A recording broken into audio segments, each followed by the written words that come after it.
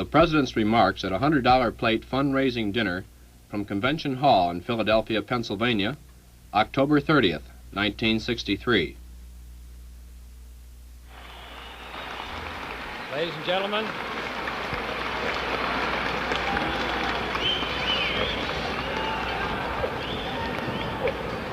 Congressman Green, Mayor Tate, ladies and gentlemen, I'm proud to come here to Philadelphia and join my fellow Democrats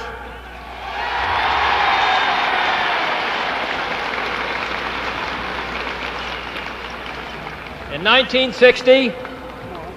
The Democrats of this city produced a margin in the presidential race that was in this city 3 times as large as it was in the whole United States.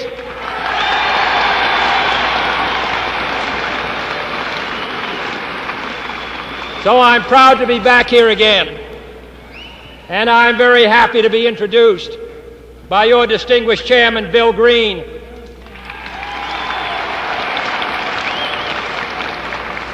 When he became chairman of this city committee, there were 300,000 more Republicans registered in the city of Philadelphia than Democrats. And it's a source of satisfaction to me that tonight there are 260,000 more Democrats registered.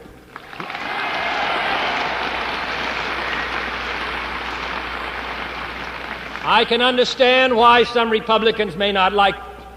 But as a Democrat, as one who believes in the Democratic Party, as one who believes that the Democratic Party has meant progress for this city, this state, and this country, I'm proud to be here in Philadelphia.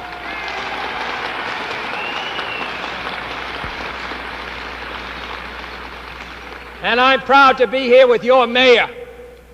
I do not come from Philadelphia, and I would not interfere, but I am hopeful and confident that when we come to the Army-Navy game in a month from now, we will be greeted by the new mayor of Philadelphia, Mayor Tate.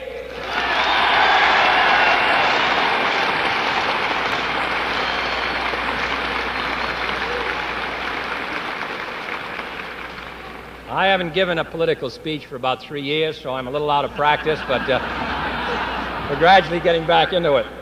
And I'm glad to be here with a mayor who follows 2 other distinguished mayors of this city, who carries on their tradition. Joe Clark, United States Senator, who was a great mayor of Philadelphia,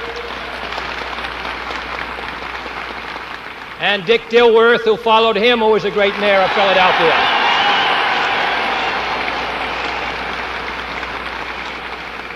And that's the tradition of honest, progressive, democratic government that Mayor Tate carries on. And I'm glad to be here with Judge Hoffman and Senator Mahady, who also run this fall in the state of Pennsylvania. Everyone expects things of presidents, but I'm not sure that they realize how much depends upon the members of the House and the members of the Senate, who must make the final judgment on what kind of laws a president must execute.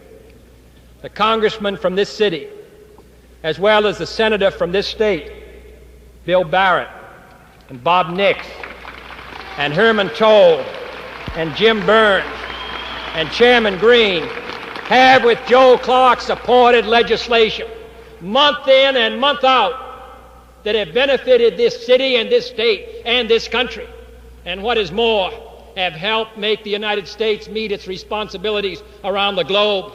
So what you do in this city counts all across the country. And Philadelphia has sent the right men to the House of Representatives and to the Senate of the United States.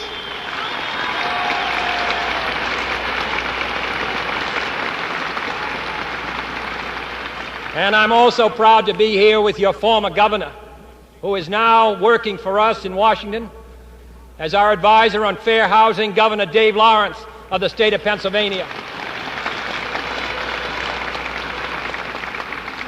3 years ago, tomorrow night, I spoke in this hall in the closing days of the 1960 campaign, and I asked the people of this city to give us their support to help this country move again. The people of Philadelphia gave that support. And the support I received from this city and this state was, as it was in the 1960 convention, the key to our victory across the country. I'm back in Philadelphia to express my thanks for that support and also to express appreciation for the help we received from those Democrats in this city and state, and to report to you on the progress that this country has made on the goals that were outlined 3 years ago. I did not promise on that October night that life would be easy in the great republic. I did not say we would not have new pressures and new problems. Nor did I speak of swift solution or 100 days in office.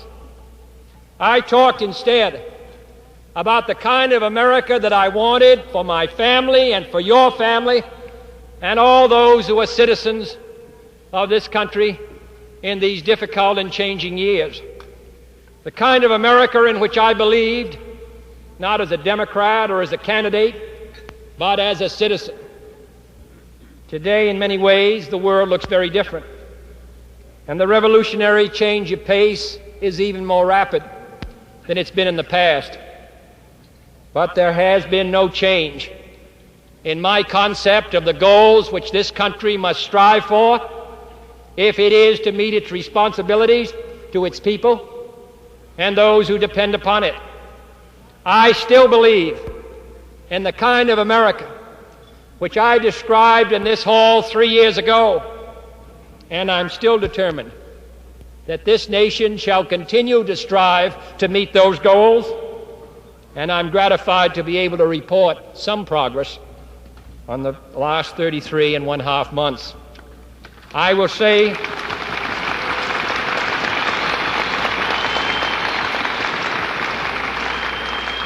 I said, first of all, that I believed in an America where work was available to those who were willing and able to work, where the waste of idle men and machines could be avoided, and where greater economic growth could provide the new jobs and the new market that our growing nation needed. That goal has not been fully achieved. There are still too many men and women, particularly young men and women, unable to find work. And our high wartime tax rates still prevent our economy from growing as fully and freely as it must. But one fact is that 2.5 million people more are working in the United States than were working 33 months ago. The rate of unemployment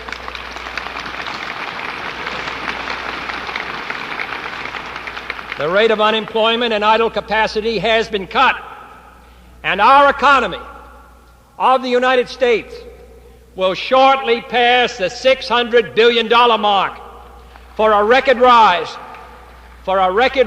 in 3 years of $100 billion, the largest peacetime rise in the history of the United States.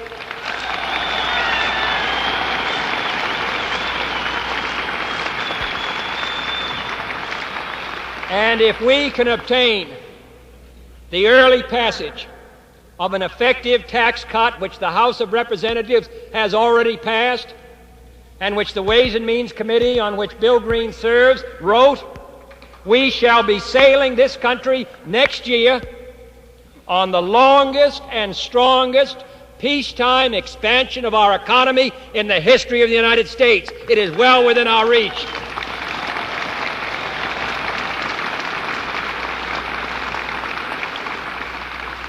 Secondly, I said in this hall that I believed in an America which provided the maximum amount of education to the maximum number of our children. An America no longer denying a college education to 1/3 of our brightest students. This also is a continuing battle. And until the country has helped make it possible for every child of every state and station to attend a well-equipped school under well-trained and well-paid teachers.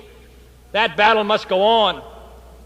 But if the pending legislation, which for the most part has passed either one house or the other in the Congress, can finally be enacted by this Congress, and there is every indication that it can be, this Congress, the 88th Congress, will have done more for education than any Congress since that which passed the Land Grant College Act 100 years ago.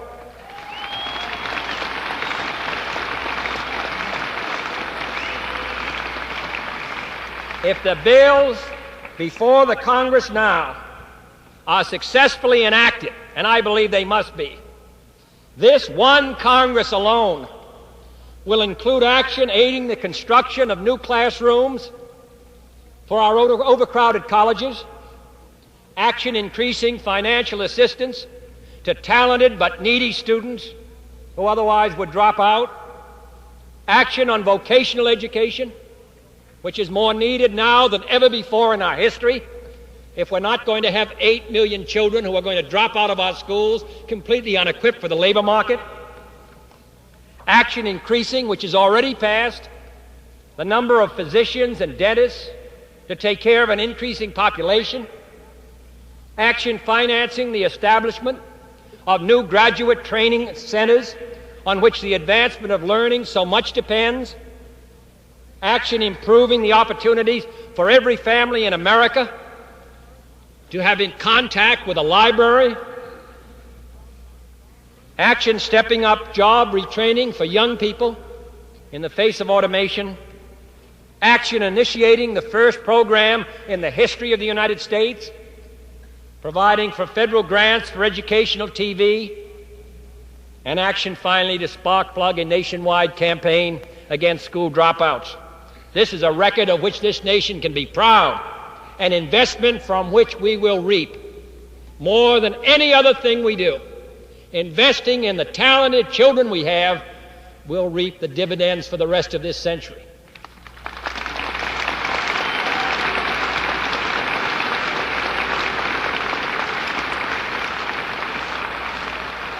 And third, I said here that I believe that every American family should live in a decent home, in a decent neighborhood. And this effort to improve our cities is not over. The 3/4 of our population who live in our urban centers are entitled to modern economical mass transit, and that bill has already passed the Senate. They are entitled to a voice in the cabinet, and we must find better ways of taking care of those whose homes are torn down to make way for slum clearance and urban renewal. But we can take pride in the fact that more than 3.5 million homes have been built since January 1961. We can take pride in the most comprehensive housing and urban renewal legislation passed by the Congress in the history of the United States, in a new program of low-interest, long-term loans for families whose income is too high to enter public housing and too low to purchase decent private housing. We can take pride in the first federal program to preserve parks and play areas and other places when urban renewal and slum clearance takes place, and in making available to the hard-pressed homeowner a source of loans for modernization and repair. And we shall do still more next year. For when we improve the American home, whether it's owned or rented, we are improving the quality of life in the United States.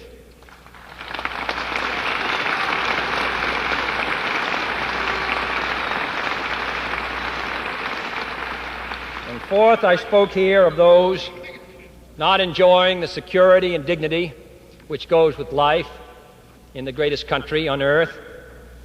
I spoke of those who were denied a minimum wage of $1.25 an hour, and today millions of workers are benefiting from that legislation, though it's still not high enough.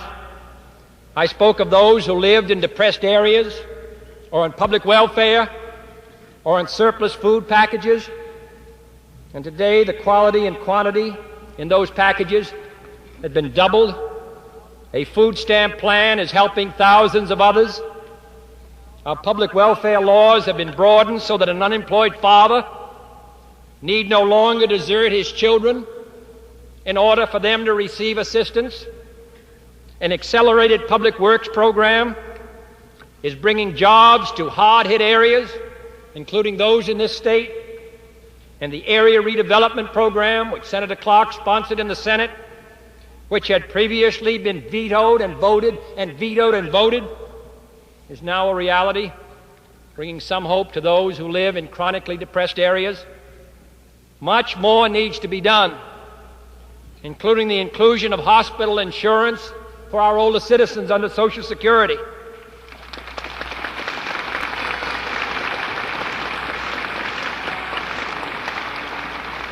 But we have done some things. We reduced retirement age from man to 62 under Social Security. We've begun a program of nursing home construction, providing housing for our older citizens through loans and mortgage insurance and public housing at a rate several times higher than ever before in our history. Cast me not off in the time of old age, says the psalmist in the Bible. And we intend to see to it that in modern times no American is forgotten or ill-treated or cast off by this country in his time of old age.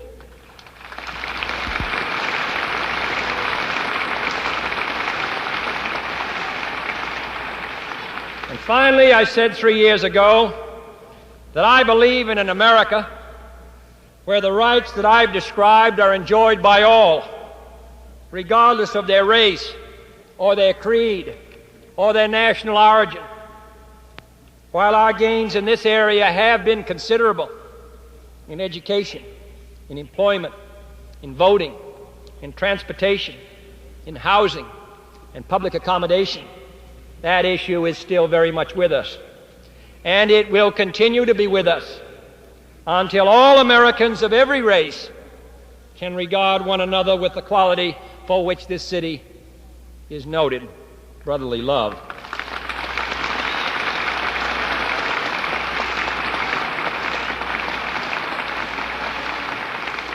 This is not a partisan issue or a Republican or Democratic issue. It is a matter of concern to all Americans. And with bipartisan support, and with equal support from the Republicans as well as the Democrats, we are putting forward legislation which is strong, just, effective, and reasonable to secure for all Americans the rights and opportunities that they deserve.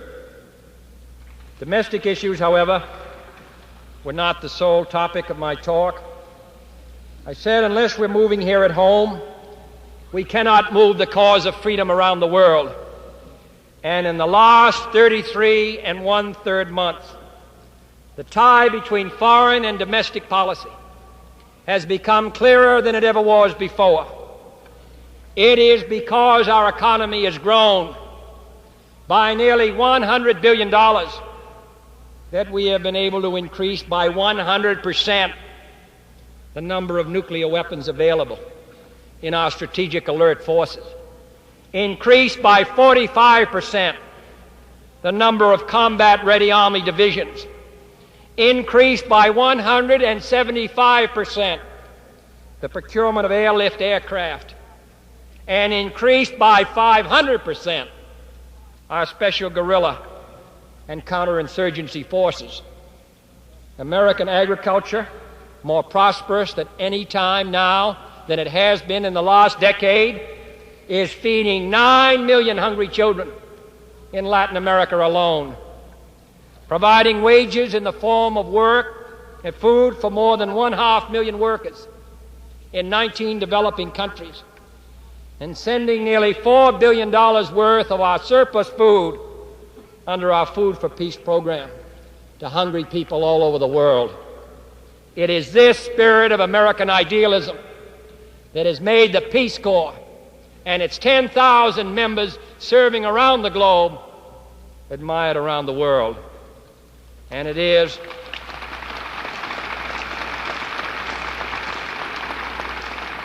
And it is our efforts to correct racial injustice here at home that has won us the respect and understanding of millions of people in other countries of other colors.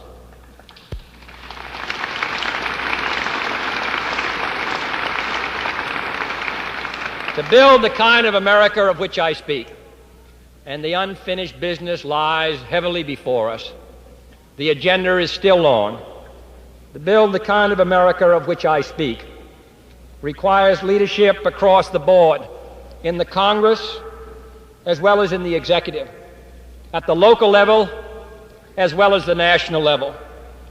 Your Democratic members of Congress have supported these major efforts at home and abroad to strengthen this country. And your able and progressive mayor, Jim Tate, has provided that kind of leadership here in Philadelphia.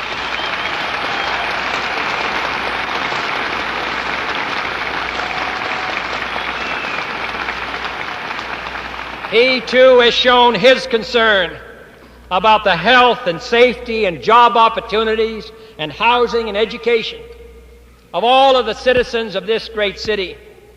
And the people of Philadelphia, I am confident, do not need any help from outsiders, including me, to be reminded of his vigorous leadership.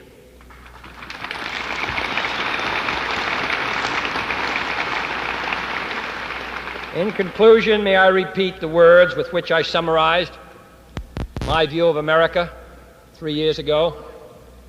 I believe in an America that is on the march, an America respected by all nations, friends and foes alike, an America that is moving, doing, working, trying, a strong America in a world at peace. That was my credo then, and that is my credo now. Today, America is on the march, respected by friends and foes alike. America is stronger than it was ever before, and the possibilities of peace are brighter now than ever before.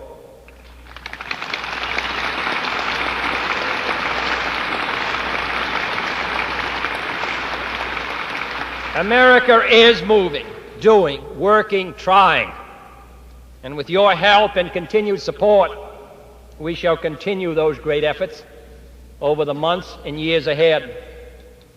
In the words which concluded an historic address to our party by the great American historian Claude Bowers some 35 years ago in the 28 campaign, now has come the time for action. Clear away all thought of faction, out from vacillating shame. Every man no lie contain. Let him answer to his name. Call the roll. I hope you're going to call the roll next Tuesday. Thank you.